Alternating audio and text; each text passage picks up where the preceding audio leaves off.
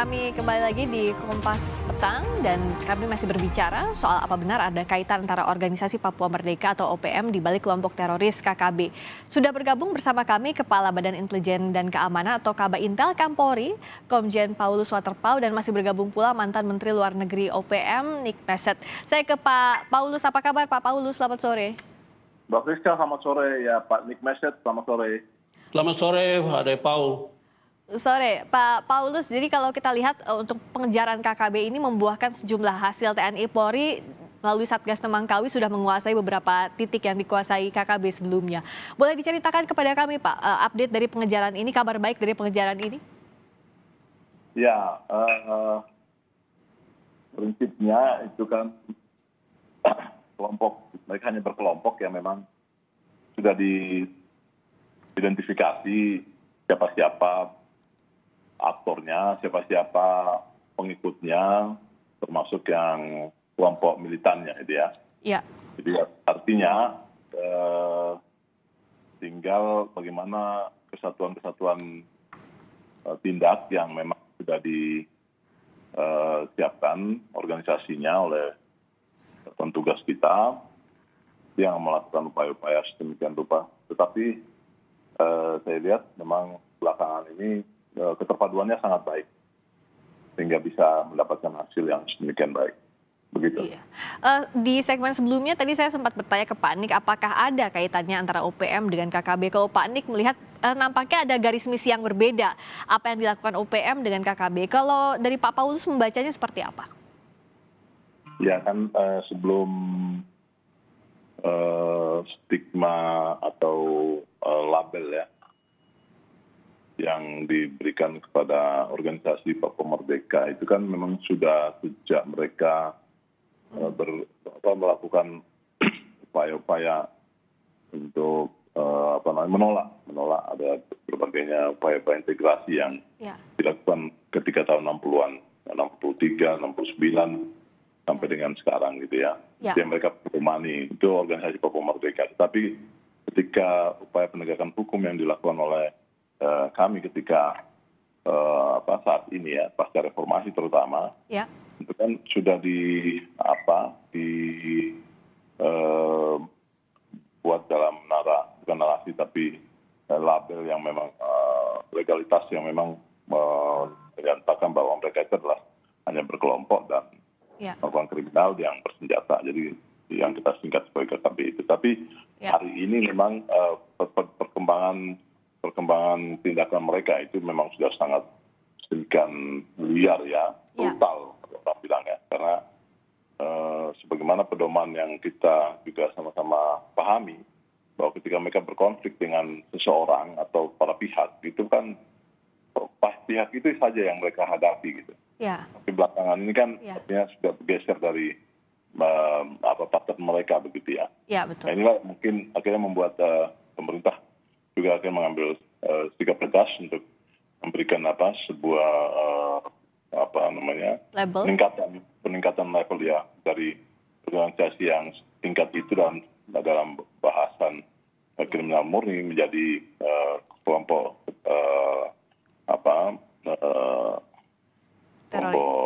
teroris yang memang atau teror yang mereka sering lakukan terhadap masyarakat. Pak Paulus, mohon izin agar gambarnya terlihat dengan baik, bisakah diturunkan layarnya sedikit agar terlihat dengan jelas? Baik. Ini sedikit lagi, Mbak. Ya, baik. Terima kasih Pak Paulus. Nah, jadi artinya kalau bicara soal KKB, tindakannya ini sudah di luar batas kemanusiaan. Tindakannya pun yang saat ini diambil, langkah yang diambil oleh pemerintah adalah tegas untuk mengejar sampai dapat seluruh anggota dari organisasi teroris ini. Begitu Pak Paulus yang harus dilakukan. Ya, prinsipnya negara ini kan negara yang berdaulat, punya aparat yang memang sudah kuat, ya. Baik TNI maupun Polri didukung oleh satuan-satuan tugas lain. Maksud saya bahwa ketika ada kebijakan, ada langkah yang diambil oleh negara ini untuk bagaimana menjaga keutuhan, persatuan, dan lain sebagainya daripada kehidupan kita bersama, itulah hal yang memang sudah dilakukan oleh dengan berbagai pertimbangan ya. Artinya kita juga semua tunduk dan patuh pada keputusan-keputusan seperti memang kemarin ketika pengumuman itu disampaikan langsung oleh Bapak Menko Polhukam, itu memang ada reaksi yang cukup keras. Ya. Bahkan belakangan ini saya monitor juga ada beberapa kelompok-kelompok aliansi mahasiswa Papua, kelompok KNPB, ULMP, dan para pemerhati lain yang berkecimpung di bidang hak asasi manusia, itu mereka juga bereaksi. Ya. Namun demikian saya juga ingatkan bahwa ya inilah keputusan negara. Ketika negara mengambil keputusan, itu kan berarti dengan segala konsekuensi dan juga sudah mempertimbangkan semuanya dengan analisa kajian dan lain sebagainya kan. Untuk kepentingan apa? Kepentingan pembangunan itu sendiri saya pikir. Untuk menjaga kenyamanan, keamanan, ketentraman, berlangsungan pembangunan itu sendiri, baik oleh masyarakat asli Papua sendiri maupun masyarakat yang ada yang datang dari Nusantara di tanah Papua itu. Itu kira-kira. Ya, meskipun ada respons tadi. Saya dukung ya. itu, saya dukung. Ya. Tadi meskipun ada respons dari berbagai kelompok masyarakat soal labeling organisasi teroris Papua ini, kalau Pak Nik, mengapa sependapat juga? Kenapa ini tepat untuk dilabeli itu? Saya setuju sekali. Kalau ada orang yang mengambil nyawa orang sipil yang kerja di situ untuk membangun daerah itu dengan semena-mena, saya setuju. Itu tidak baik, itu buatan orang jahat. Harus diambil, dan tindakan dari TNI Polri harus cari dan tuntaskan mereka. Karena masa depan dari anak-anak di pegunungan itu adalah kewajiban kita semua untuk mendidik mereka jadi orang yang baik untuk tanah dan bangsa ini. Oke, jadi menurut Pak Nik tidak perlu ada jalan dialog, tapi dilakukan tindakannya, cara bertindaknya sesuai dengan labelnya organisasi teroris. Jadi kejahatan yang luar biasa, begitu Pak Nik? Kalau memang sudah kejahatan luar biasa begitu, mengapa harus dilihat terus? Dijalankan terus.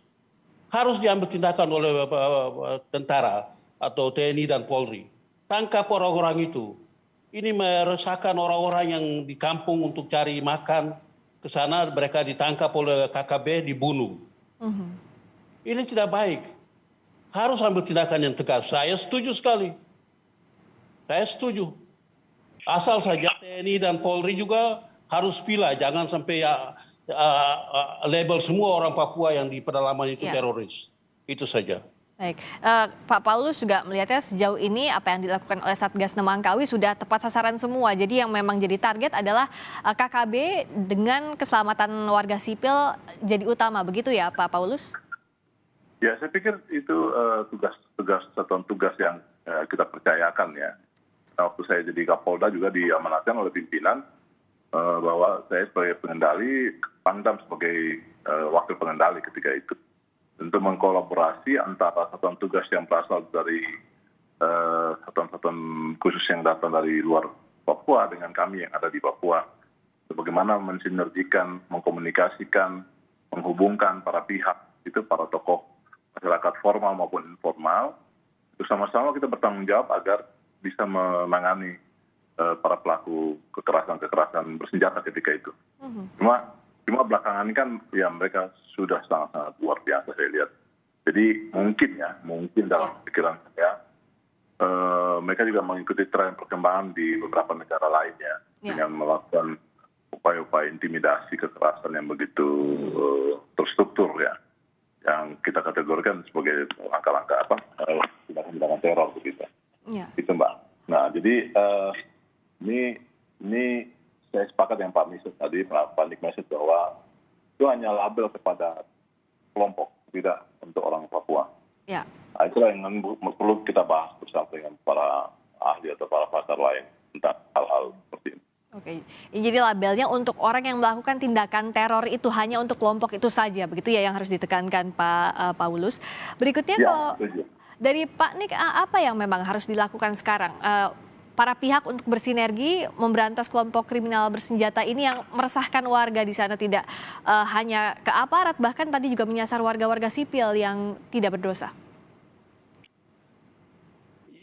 Ibu Friska, yang tadi saya sampaikan itu, TNI Polri punya tugas itulah mencari orang-orang yang jahat ini, ditangkap, dihukum sesuai dengan apa yang mereka telah lakukan, dan memberikan jaminan kepada masyarakat di pedalaman agar mereka juga bisa hidup aman dan tentram ke hutan, supaya jangan semua dilabel itu teroris.